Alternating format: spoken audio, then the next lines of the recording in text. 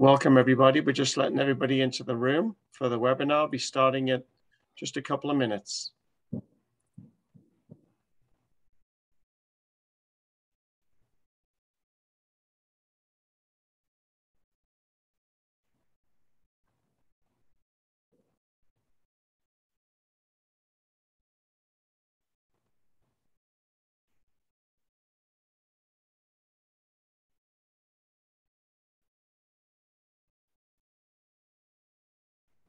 I see a few more of you joining us. Thank you for attending.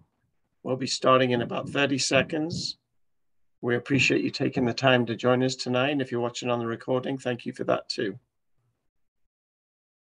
Appreciate your patience. We're just making sure everybody can get into the room. And then we'll get started here in just a moment.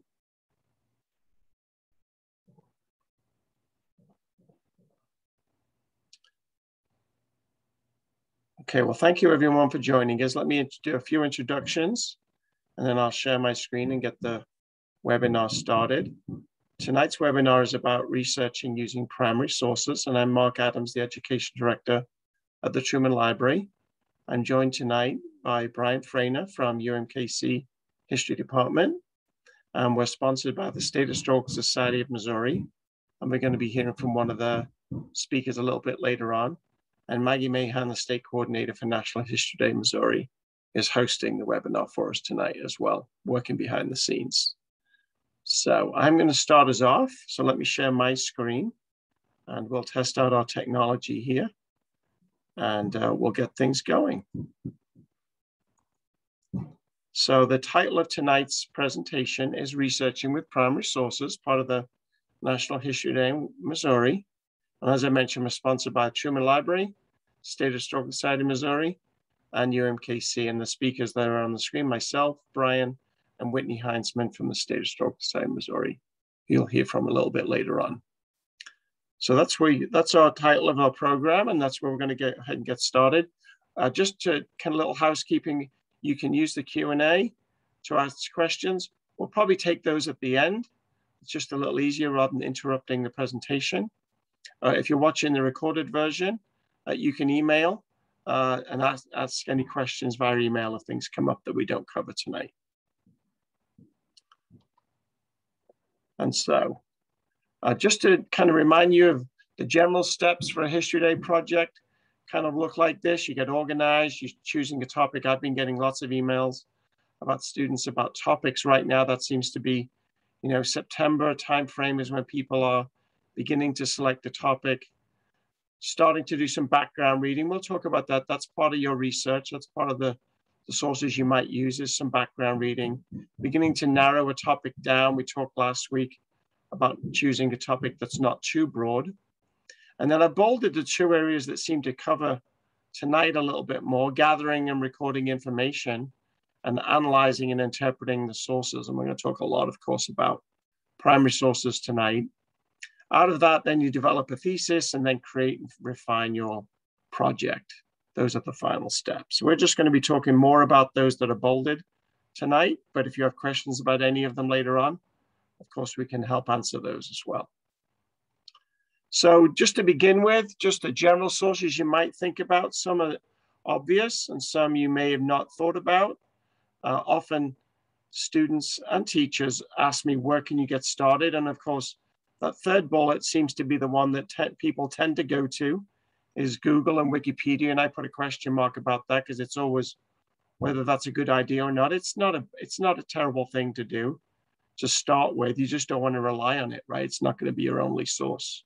So there's other things that you can think about, maybe a children's book, maybe there's a magazine, a newspaper article, even your school textbook, history books, newspapers, and then maybe some of the local sites in your community. We're going to talk some more about the State Historical Society in a minute, but there might be a local museum, a local historic site, a local library, just a history book on a topic that you might be interested in. And we'll talk some more a little bit later on about online research databases and things like that, or even people in your family or in your community that could be eyewitnesses. So those are just some general examples to get you started. And then you may go back to those same sources when you do decide on a topic and you want to explore more in depth.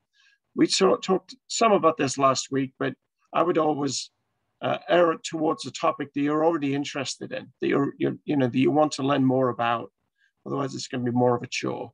And of course, it needs to relate to the theme. And we will come back to the theme at the very end tonight. Even though we covered that last week, we're going to try and tie the research to the theme at the very end of the webinar later on. So those are some sources to be thinking about. And then as you dig more into primary sources and really the focus of what we want to think about tonight, you have to start to think about primary sources in and there's different categories of them, right? So you've got written sources like diaries and letters and so on, government documents, journals and things. You've got physical artifacts. Those could be three-dimensional objects like you might see in a museum. It might be an actual building. It might be an everyday object. It might be a tool. It might be a piece of artwork, right? Or it might be video. It might be a recording of some type. Now, video, film, audio, and a lot of that now, of course, is available online. But we're going to be talking about some local archives and local places that you can find things like that, both physical artifacts, recordings, written documents, what some in the archives world call manuscripts. We're going to hear more about manuscripts when we talk to Whitney a bit later on. And then we've already mentioned once individual people, right? There might be interviews that you could do with someone who was an eyewitness to an event and remembers it. That might be over the phone, it might be email, it might be an interview somebody else has done, in their research, and then you can read that oral history and use that. So there's lots and lots of types of primary sources. And you should really exhaust that as you go through your research starting now until the competition in the spring. You want to exhaust the number of primary sources that you can as you delve more and more into your topic. And we're going to talk some later about the reliability of those and how to use them correctly. So one of the things I try to get to before we learn about some of the places we go to, just a couple of tips and suggestions, is sometimes using primary sources can be really frustrating. It's hard. It's not an easy thing to do if you've not done it before. So if you're reading a letter by somebody, that's going to have challenges, right? It might be written in cursive. They might use names you don't understand. They may use acronyms. They may use nicknames. They may use place names you've not heard of. So you want to make sure you've done some secondary research first, read about your topic, learned about the characters. If you think of your history almost like a play, who are the key people? Who are the key actors in your play? And then when you read documents about that time period, then it's going to be easier to understand who these people are. I'm not going to belabor the Truman Library too much tonight, but I'm going to mention Truman Library when I can. We've got lots of letters by Harry Truman in our collection. When you're reading those letters, if he's using nicknames or referring to last names only, if you don't know the context, then those sources become very difficult to understand. So there's 4 things I've written there, and this is not me, this is from the National Archives lessons they have on primary sources that ask you to look at your document, and what they say is meet the document, kind of introduce yourself to it. You observe its parts, kind of break it down into different pieces, try to make sense of it, and then you use it as historical evidence. I'm going to show these links that I have towards the end, so we don't have to break out of the PowerPoint right now. But the National Archives has analysis worksheets for different types of documents. So for physical documents, for audio, for video, for posters, they have worksheets for each one of those types of documents, cartoons and so on. So that helps you kind of break down your document and understand it. I've also got a link there for the Library of Congress, where some similar guides and resources that you can use to help you understand the primary sources that are in front of you. And we're going to go in a little bit more depth with that later on. And there's just an example of one of the worksheets, and this one is more designed for elementary, but it's a good place to start. And I know the youngest students in History Day could be as young as 6th grade. So they may be able to use this pretty well. So the meet the document section, are there any special markings? Is it classified? Is it handwritten? Does it have an official seal? Does it have special letterhead? Is it handwritten or typed? Observing the document, who wrote it, who received it, sometimes who it's written to is important. What's the date? What's the main idea? Things like that. And there's other questions there to help you break down the document so you can begin to understand it. And as I said, they have this for all different types of documents, photographs, maps, cartoons, and so on. So that can be a really good introduction to using primary sources if students have not done that before. It's also, an easy way in because you're just not actually having to really explain or use the document yet, but just to get used to using the materials. So some things that you might ask is, what is it talking about? Sometimes I ask students, write one sentence to summarize the whole document. That can be difficult to do if it's a long document. Some of Harry Truman's letters to his wife were 7, 8 pages long. He talked about all different things. Is there a reason the author writes this particular document? One that students often forget is the fourth one, which is what was happening at the time. So is there what's happening in world events while this document is being created? What else is going on? Don't look at it in isolation. And then a really important part about primary sources is, what did you find out from this document that you couldn't really find anywhere else? Is there some kind of personal insight? Is there some kind of experience this person has that they see it? And I'm not just talking about letters here. It could be lots of different types of documents that we mentioned at the beginning. Government documents, official memos, telegrams, whatever it might be, newspaper articles, all of those things. So you're asking lots of questions, and you probably have more questions that you can ask rather than answer. And that's where the research starts, by asking these questions, because it helps you go find more about the time period, about the person that created the document, and about the person that received the document, and what is going on in that time period or in that part of the country. And then some other things that are going to help you then as you look at the particular documents. What other documents are you now going to need? What does it lead you to as you look at this document? What I like to do as an exercise, if I was to interview the author of a document, what questions would I ask them? Those are going to be good research questions for you, right? To ask the author. If you were to hypothetically interview the author of a document, what would you ask them? What are you left not knowing? Because those are your next research questions that you have to find out. Really important, last week we mentioned the different points of view that you need to represent, the different points of view in your History Day topic. So is the author on a particular side? What perspective do they represent? And that's really, really important. I can't stress that enough. It might be the most important thing I might say tonight is, can you determine whose side the author was on? It's very unusual for a document to be completely neutral, right? You're probably going to represent some side. Even a photograph can do that, right? Not just written documents. Things can be created for a reason. And so if you can determine that, that might be really helpful. That doesn't mean you should discount it, because you actually need different perspectives in your project anyway. And then can you find the opposite? Can you find a source that shows a different opinion? We're going to talk a little bit later on about verifying information, but you do need to ask, is it true? Can you verify the information with further research, right? So can you, corroborate what you found?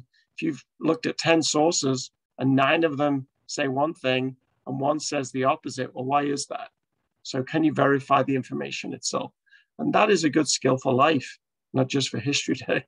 Verifying information in all of its forms on the internet, in print, and so on is a very good skill to learn early in life.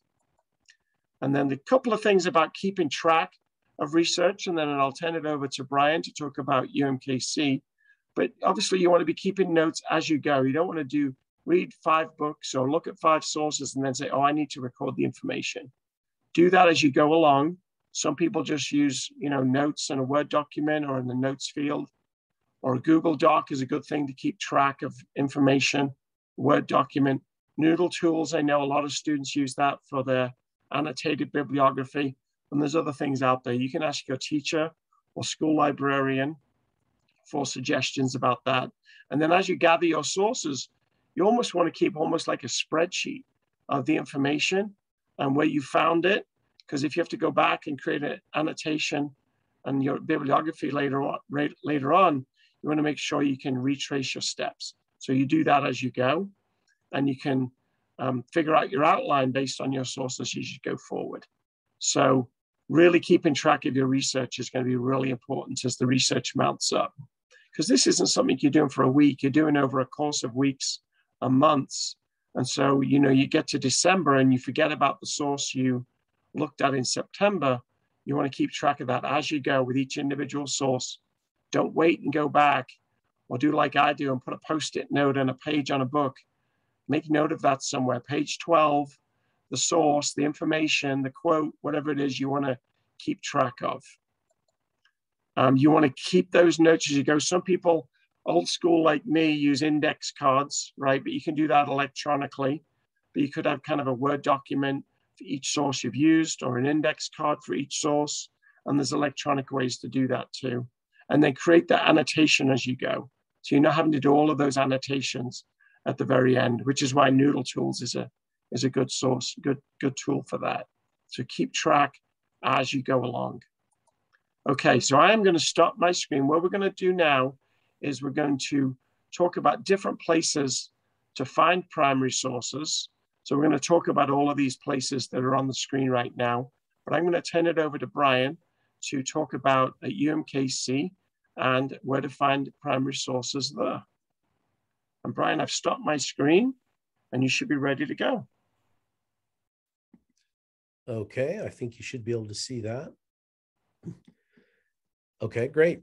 So all of Mark's information is great information. It might sound like a lot of work, and it is, but it's useful, having done this for many years, it's useful always to hear that information again, because it is always really fundamental to the research process to follow that advice. So I endorse it all heartily, and I just want to focus in then on a couple of sites that will lead you to primary sources that I'm aware of, and these are related to the University of Missouri system. So I'm a professor of history at the University of Missouri, Kansas City, and I'm going to go ahead and I encourage you to take a screenshot of these links if you need to find them. This is simply the link at the University of Missouri, Kansas City Library. And so these resources are available to you as a researcher if you happen to be in the area. And I want to encourage you to, I'll show you what these links reveal on the website itself.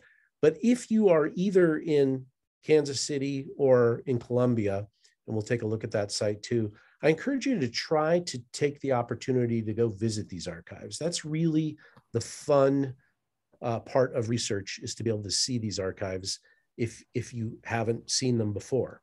So with that in mind, then I just went ahead and selected that link, and I'm really just going to the library's homepage and taking a look at their research guide. This research guide is a generic site that is available to you.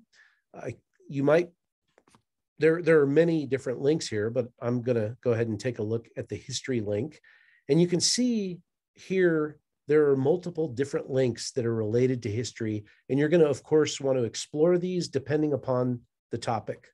Yeah, go ahead. Ryan, we're just seeing your PowerPoint rather than the browser right now. Okay, well, it looks like then I'm going to may have to close the PowerPoint and reshare your screen using the browser, possibly. Yes, it looks like that's what I'll have to do. So I will share that screen, and here we go. Okay. Sorry for the interruption. Not a problem. So I'll go ahead and go back once. So that link took me to, okay, great. Took me to UMKC Library's homepage. And then I just selected this link, Research Guides. And that takes me here. And out of these many links, I just select the history link. And so these are links to other links that'll take you to a wealth of primary sources. So I don't have time to go through all of these. And of course, you won't want to go through all of them. You're going to want to use these links strategically based upon your research topic. This generic link at the top, though, I will go into it. access to primary sources, because I want to point out to you the great volume of resources that are available to you, both online as well as in person. So at the University of Missouri, Kansas City, we have 3 different archives. The 2 that I'm going to call your attention to are, one is LaBuddy Special Collections. All university libraries have special collections departments within them. This is our special collection department, LaBuddy, and you will see there that you can conduct research into manuscript collections, okay? These are boxes of documents. You can kind of see them in the image in the background here. But in addition to the archival collections, those manuscripts that I referred to just a minute ago, you can also see online exhibits. And these are useful to help you not only gain access to sources, but they'll help you also answer some of those questions that Mark posed in terms of narrowing down your topic. So these are actual exhibits that historians have created, and you can go ahead and read the topics for yourself, but they'll just give you a sense of the range of topics that are represented in the archive in the kinds of projects that you can assemble on your own. And if you play around in more of these links, both at the LaBuddy collection as well as back at the site that I shared with you originally, you're going to see more archives, some of which are covered in this presentation already, but I just invite you to go ahead and explore, letting your curiosity guide you. This is the other major archive that's on the UMKC campus, MAR Sound Archive. Most people under 25 listen to music now digitally on Spotify. This archive has hundreds of thousands of vinyl albums. It has cylinders, wax cylinders that were used. All of these audio sources function as historical sources that you may want to use as well. Many of these sources, all of these sources are available in person, but some of them are available online as well. So you don't actually have to go there, but you can. Not all of them are going to be accessible online.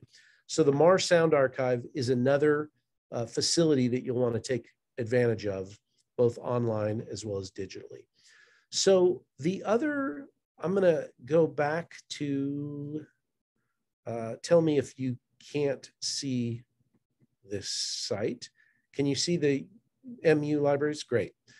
Okay, so this is also available to you. Again, if you're in Columbia or in that area, I encourage you to go to the University of Missouri. This is another site that's at the MU, University of Missouri library.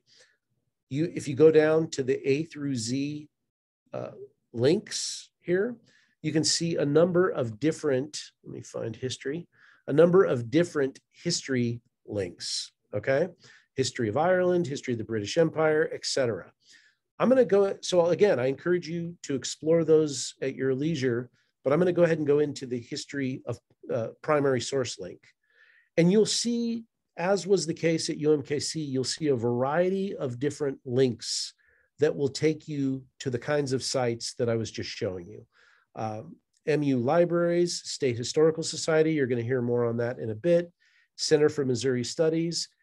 Again, here you will get access to the information for the actual material sources, as well as a variety of digital exhibits and actual digital sources. In some cases, you'll get to see actual letters or diaries or images online.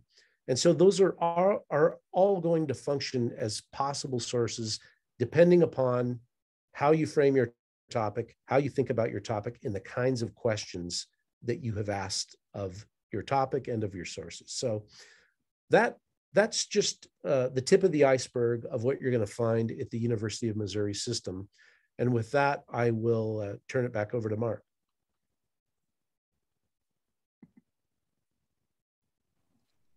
Thank you, Brian. I had to unmute myself there for a second.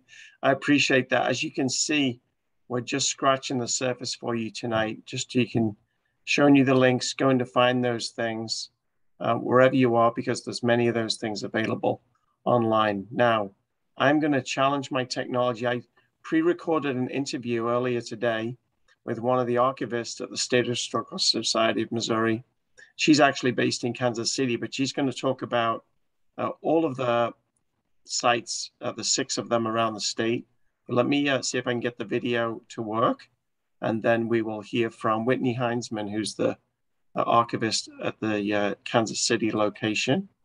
And just going to do an extra step or two. There we go.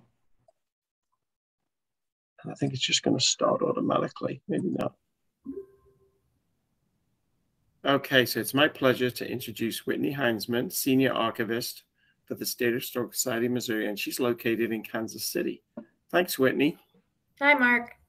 And what we'd like to do is, first of all, if you could just tell us some about the State Historical Society of Missouri and what they have available for students.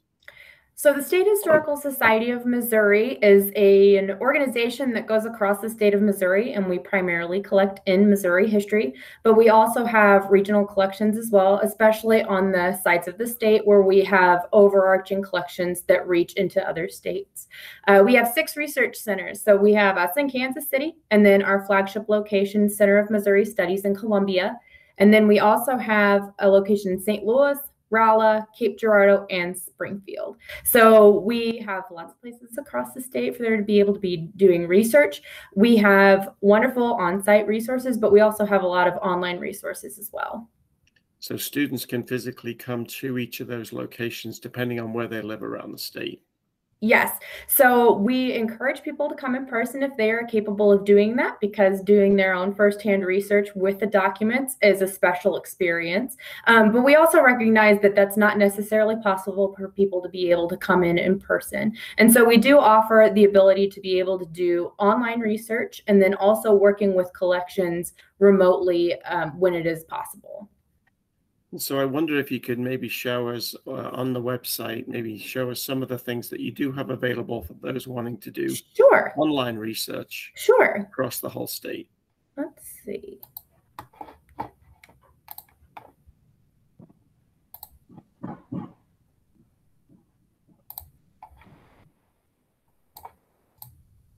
If it wants me to.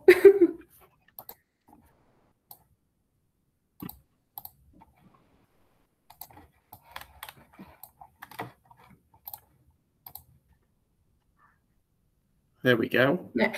I knew it'd get there eventually.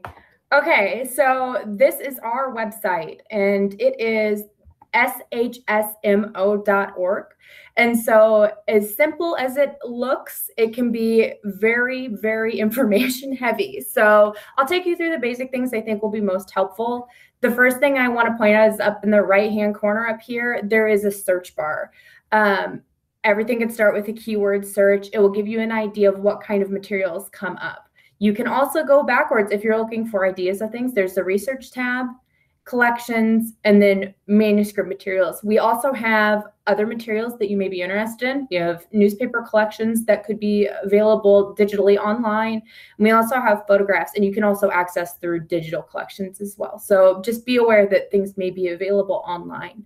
But if you're looking for manuscript materials and you're wanting to come in person, this is probably going to be the best place where you're going to be able to go.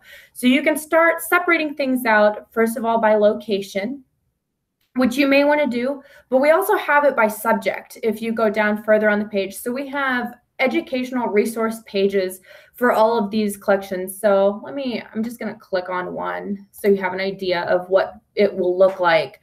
So we have everything separated by subject on here. Depending on what you're looking for, maybe there's a specific person. Like I said, the keyword search is always nice to be able to use. But if you're looking for a specific collection that may be related to your topic, that's a good place to go. We also have research guides, which is still under this research tab. And under that, we have all these different things where you can click on them, and it will give you an idea of what kind of materials we have and a description thereof. So let's say down at the bottom, I'm going to do air transportation. So I know that on here you've got articles that related to it in one of our scholarly periodicals. It's called the Missouri Historical Review. So those are available online. They're an excellent resource. We also have the catalog of materials, so you can click on there from there. And then you can go from digital collections directly related to it. We have the Skyliner. That was a publication that was done by TWA. And then it also links to historic Missourian biographies and then the manuscripts that I mentioned before. But if we talk about the historic Missourians, for example, if I click on Charles Lindbergh, it's going to be taking us to the Historic Missourians page. So this is another good research for basic information where you can actually go, if you're looking for things, for example, Charles Lindbergh, it's going to give you some brief background information about your subject. But then also as you're going through, it's going to list some of the resources that we have available and resources that are available on the internet as a whole. So it has this reference and resources page on that. So when you're on the Historic Missourians page, I'm going to take you to the home page for it. So you see what it looks like. You can navigate through this, and this has actually recently been redesigned, so it's a little bit more user-friendly, and it's very helpful if you're browsing and trying to get ideas for what you're looking for if you're trying to connect something together. But I'll take you back to our main page. The other thing that I would recommend if you're planning on coming in person, we recommend contacting as soon as possible because we do recognize being of school age. Our hours are Tuesday through Friday, 8:30 to 4:30. And so we are generally only open during the week when you'd be at school. We aren't open on the weekends, though Columbia does have some Saturday hours if that needs to align with what you are looking for. But we always recommend that people fill out this page, which it's called Research Request, and you fill out the appointment information. So as you're going through it, you would say what you need, when you would like to see it, and where you would like to see it. And we want people to do that as soon as they know, so we have time to gather it. So in Kansas City, our materials are not housed on site. They're housed in off-site storage. So we have to have time to retrieve the materials so we can bring them into Kansas City for viewing. And that's the same everywhere except Columbia. Columbia does not need as much time as everywhere else just because they're stored in the Columbia area. But for the most part, the more time that you have and the more concise you can be, the quicker we can get everything together and assist you with that. The other things on this page that I'd like to point out, we have the Missouri Encyclopedia, which is a nice tool. I'm going to go into that page. It's an extension page, so it takes you away from our website, but it's still related to it.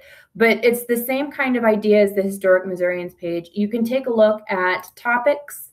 You can go and search by topics, and it's going to be a very similar connection as with those other pages with the research guides. But then you can also look by time period and get an idea of where they are in this fall. So you can see how they line up with this.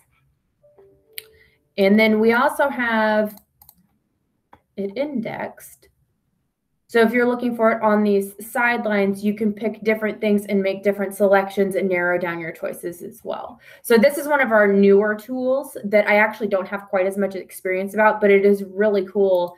And if you're trying to figure out a topic or if you have an idea and want to see what there is available, it's a great resource to use. Yeah, I was going to say both the Historic Missourians and the Missouri Encyclopedia are growing, right? They're continually being added to. And those are great resources. I've had emails even this week about teachers and students with topic ideas. So browsing through there would be great. I just wanted to finish up, just finalizing that point about students preparing before they come, and not just to show up or make an appointment thinking they can come the next day. I realize that the school hours don't necessarily match up well with your research hours, but I know that students that have come in the past have come over maybe Thanksgiving break or Christmas break because they're not in school. Would you recommend if they're coming in November for Thanksgiving, that they contact you maybe the beginning of November and then Christmas break contacting you about the beginning of December? Does that seem accurate? That lines up pretty well. I would recommend as soon as you know when you might want to come in, let us know. 2 weeks is generally what we tell people of being able to accommodate them. But we also want people to be aware that because we are adjacent to the university, we have university closures. So over Thanksgiving and Christmas breaks, there are times which we will be closed to. So we want to make sure we work with students to let them know when they can come in, because since they may have off, we may also have off. So really it's just communicating with your archivist, making sure you know when you would like to be there, and then figuring out a time when it works for everybody. Great. And I just got one final question. I forgot to talk to you about ahead of time, but you guys are in a new location now in Kansas Yes. City. So would you like to tell everybody where you are and how to find you? Yes. So if you have come to visit us in the past, we have moved. We're just across campus. So we're now located in Miller Nichols Library. We're in a beautiful new facility. And we're slowly getting everything on site that will make this a little bit more easy in the future. But for right now, because our materials are housed off site, we do ask that an appointment is set up. So we actually are on a system by appointment only, where people can come in, and we're pretty flexible on being able to do it. If the materials are here, we don't need the 2 weeks notice, but we need to know ahead of time so we can schedule people out. We do have limited numbers of spaces of patrons and visitors that can come in at a time. And so we do ask that people do that. But we are located in Miller Nichols Library at the UMKC campus. And we do encourage people to come and see the space. Just let us know that you want to come and see it, and we're happy to help you get your research underway. If you're just wanting to be familiar with an archives, reach out to us, because we'd love to share the facility and get people comfortable with using the archives too. Great. Well, thank you, Whitney. And I encourage everyone to go see the new space. It's beautiful. And it's right there in Miller Nichols Library on the 3rd floor, and open for students with an appointment. Thanks, Whitney. I appreciate your time. Thanks, Mark. All right. Hopefully that all worked. I see an element in the chat. I'm just going to look at that real quick. Yeah, Brian, you can, and you could also type it in the chat, Brian. I think that people can see that.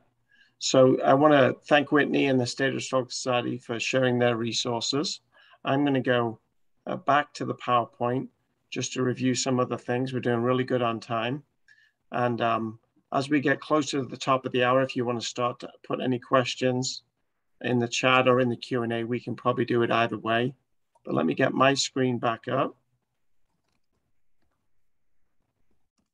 And let's see, the right box there. And this is where we were. Look at that. It's like we know what we're doing.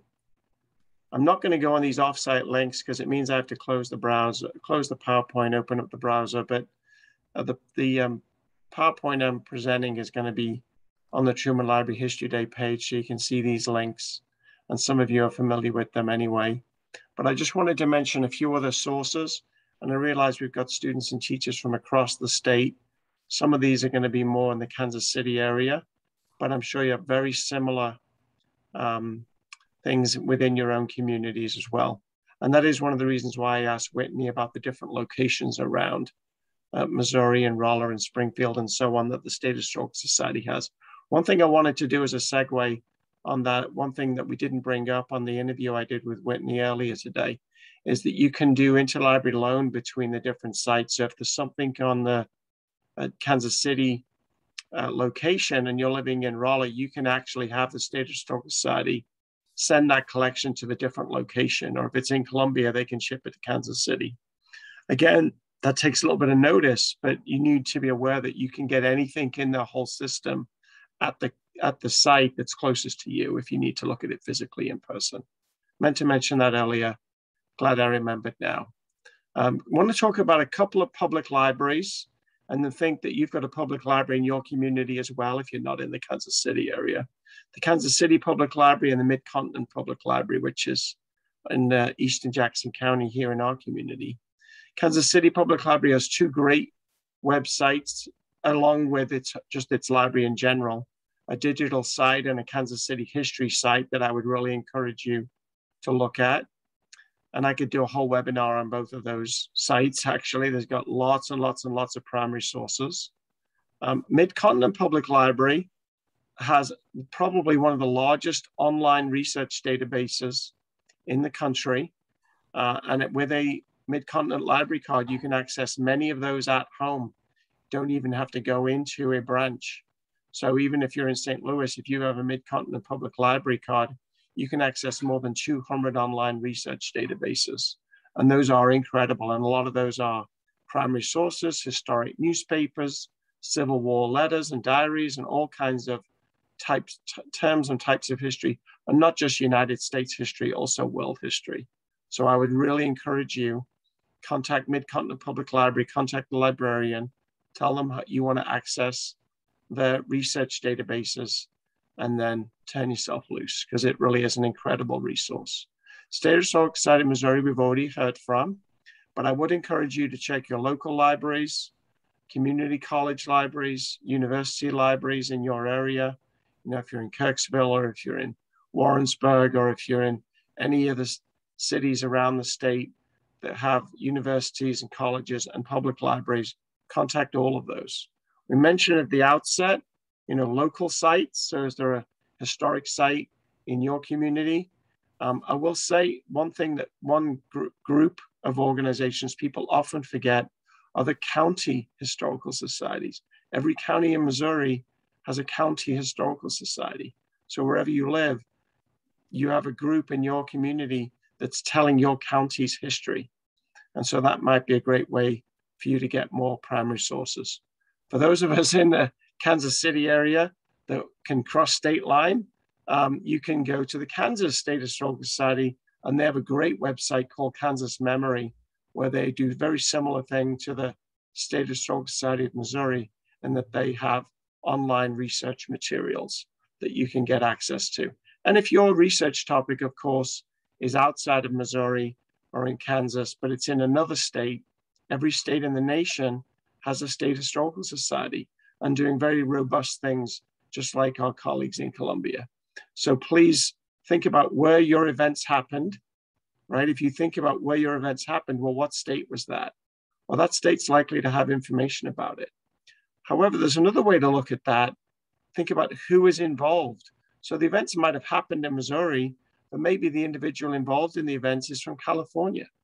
Well, it's likely that in California, they have information about that individual if he's from there and infamous enough, or her.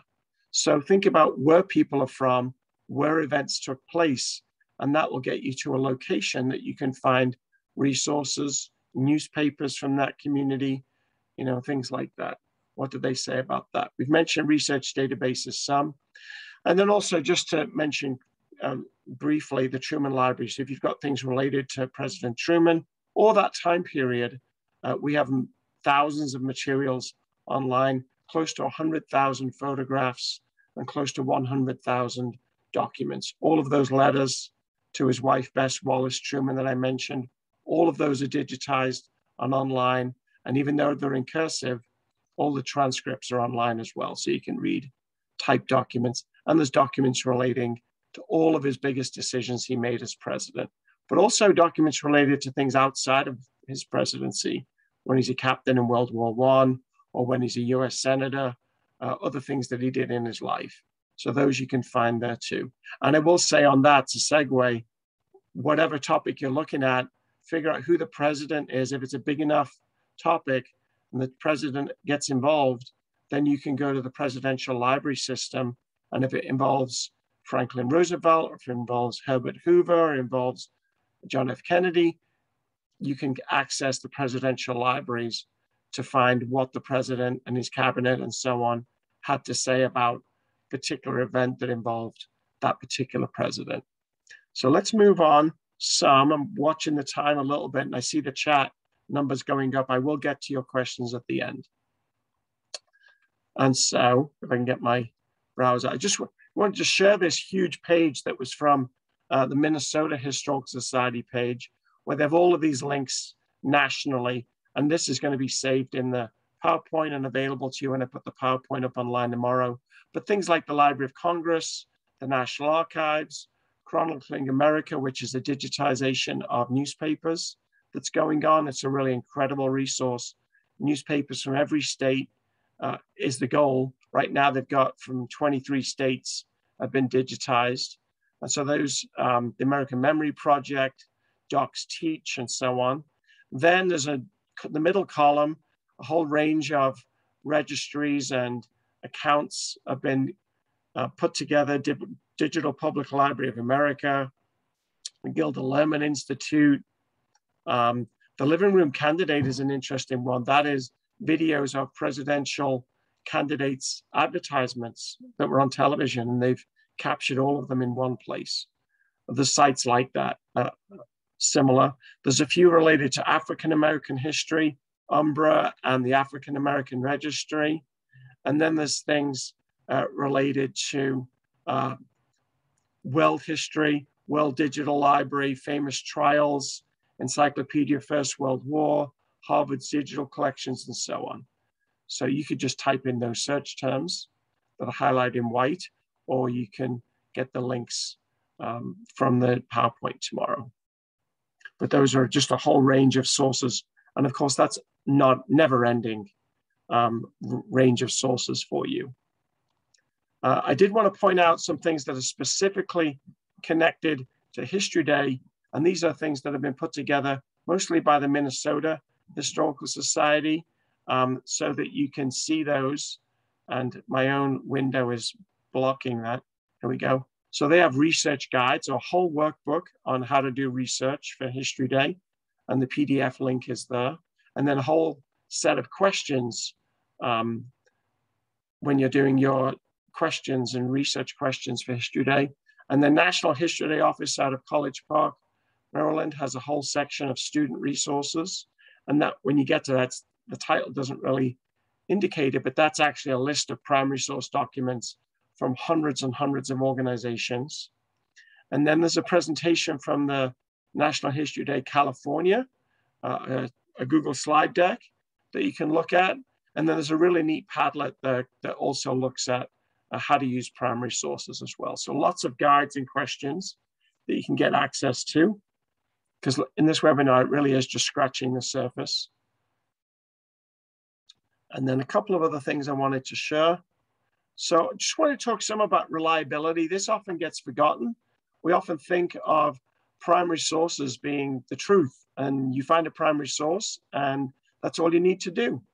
And I always chuckle about that because in this day and age, it's very, very important that we analyze our sources. And so, you know, you might come across a photograph, but, you know, has that photograph been staged, or has it been cropped in a particular way to give a specific impression? Or if you're looking at a written source or any source, what's the origins of that source? Who produced it and when? Was there some reason why it was done that way? You know, if it's produced by a particular group, do they have some message they're trying to get across? Is there a purpose to the source that maybe the author wants to hide information, or might be afraid to be critical, or might want to be rewarded? Well, we all do this. We might not realize it, but we all do this, right? So, you know, if you had to write for students, if you had to write a report tonight about the qualities of your teacher, and you're handing that into your teacher tomorrow, you're probably going to say nice things about your teacher, and I hope you would anyway. But maybe there's a teacher you don't like. I probably shouldn't have used teacher as an example.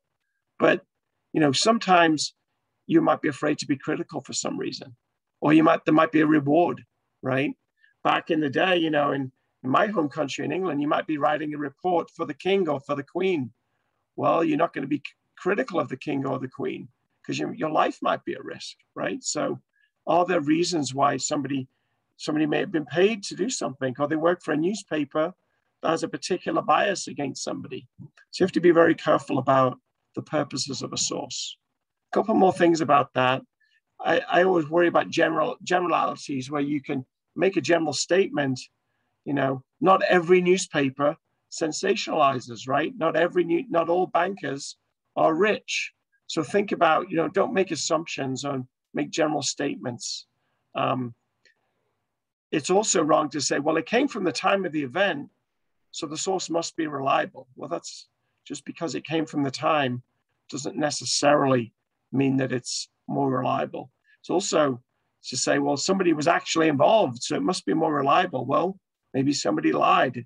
Maybe they had a different view of the scene, right? So we can't always recognize that people are telling the truth. So you just have to weigh that against other sources to get closer to the truth. So, you know, sometimes people say source from a historian because the historian wasn't there. I'm sure Brian would weigh in and say, you know, historians have the time, perspective, hindsight. They look at a wide range of sources. They evaluate them before they put their evidence together. You know, when they're doing their PhDs and they're writing their books, they're weighing all kinds of sources, and they can actually see what other historians and the primary sources say. So in many ways, they're more accurate, right, rather than less. Now, again, a particular historian might have a particular bias, a particular thesis they want to put forward. So again, you have to weigh that information for yourself. So you make use of your own knowledge. So as you learn more and more about your topic, then you can begin to question whether you think a source is reliable. So one way to do that is to compare as wide a range of sources as possible, different types of sources. A lot of time in History Day, I'll see a project that's all newspapers or all photographs or all letters from the same person. You want to have a variety of sources and you want to have a variety of opinions. So it's okay if they're biased as long as you recognize it. And then you find the opposite, you know, people that disagreed with them, and you put them side by side. And on the new judging sheets that were launched last year, one of the line items on the judging sheet was the students show multiple perspectives at different points of view. So the more points of view that you can find on your topic, the stronger it's going to be judged. So finally, you know, you have to question, how reliable is it? Whose perspective does it represent? Because if you're looking at those different perspectives, you can kind of put them side by side. So I just want to make sure when you're looking at sources that you don't just take them at face value, that you do actually question them. Be skeptical. And that's a really high order thinking skill. Be skeptical, question the source, find other sources, and then you can see, like I said before, if you've got 9 sources that say this happened on this date and this is what the events were, and one source that disagrees, well, then that's going to give you some questions to answer. Then just to wrap things up, just to connect back to the theme that we talked about last week. So how does my topic connect to debate? So thinking about your sources and thinking about the theme together, what's the central issue? How are the different sides view the issue? So there's different sources. And how do the different sides express their opinions and challenge each other? So that's the debate part of the theme, right? How the different sides express their opinions and challenge one another. In terms of diplomacy, did the two sides try to resolve the differences? You know, did one side really try diplomacy and the other side not try? One thing we talked a little about last time, what groups were left out of the decision-making process. As this diplomacy goes forward, you know, were there sides that were left out of that diplomacy? And did those opposing sides ultimately reach an agreement? That's important. And then finally, that last part of the theme that we think people might forget about, successes, failures, consequences. So what impact did the diplomacy or lack of diplomacy have on the debate? What intended and unintended consequences happened? Because things can happen unintended, right? Was the debate resolved or does it continue? And what impact did the decisions have on groups that were excluded from the process? So that's just wrapping the resources, the primary sources and so on, those different opinions back into the debate and diplomacy theme. Okay, I'm going to stop my screen and I'm going to check the chat here. So let me just double check. Brian's got his information there. Thank you, Brian. He's got his links there. Okay, thank you, Brian, for sharing that information for everybody that's in attendance. So if you want to type in the Q&A or in the chat, we'll take any questions. And don't be shy.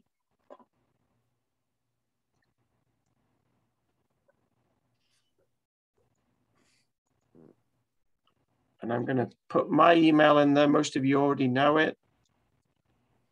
And I'm going to put my email in the chat too. And just for the recording, we'll be posting the recording and the PowerPoint from tonight and the PowerPoint from last week on the Truman Library website tomorrow. And we'll give you a few minutes if you have anything you want to ask or make a comment about. Go right ahead. I see something in the Q&A. Are you always available? Are you always available? The Truman Library. Well, that's where I work. I'm working from home right now, but my boss might watch this, so I will say my email is open 24 hours a day. Easiest way to reach me, though, is email rather than my work phone, because I'm not in the office at the moment. After October the 18th, some of the Truman Library staff are returning back to work, so I may be in the office then after the 18th of October, but otherwise working from home but accessing email. So thank you, Johnny, for that question. Any other questions, comments? I'm going to put a question out there, maybe for the teachers, but possibly students too.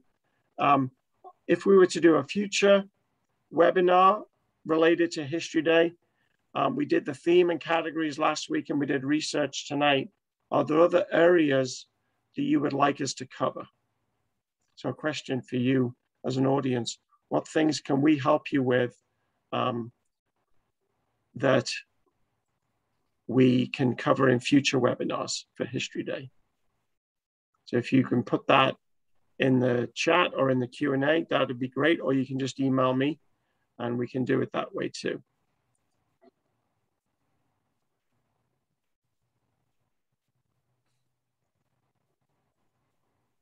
Silence. Well, I'm going to take that silence as good. If you want to sign off, you can. I will stick around for a few minutes if you'd rather ask questions one-on-one. I understand that. I want to thank Brian from UMKC History Department, and I want to thank Whitney Heinzman from the State Historical Society of Missouri for her interview, and to Maggie and the State Historical Society for hosting our webinar tonight. We appreciate it very much. So thanks, everybody, and have a good night.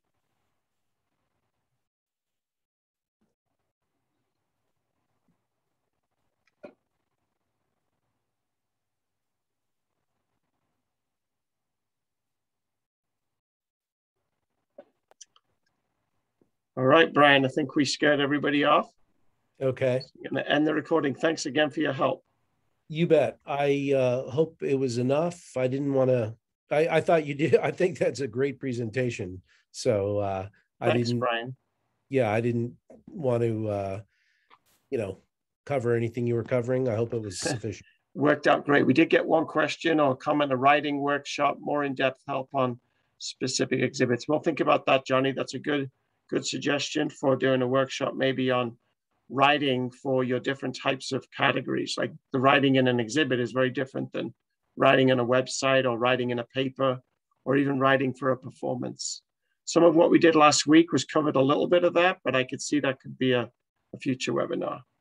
So thanks for that. I'm going to say goodbye to you, Brian, and I'm going to end the webinar. Okay? Great. Thanks, everybody. Thank you. Bye.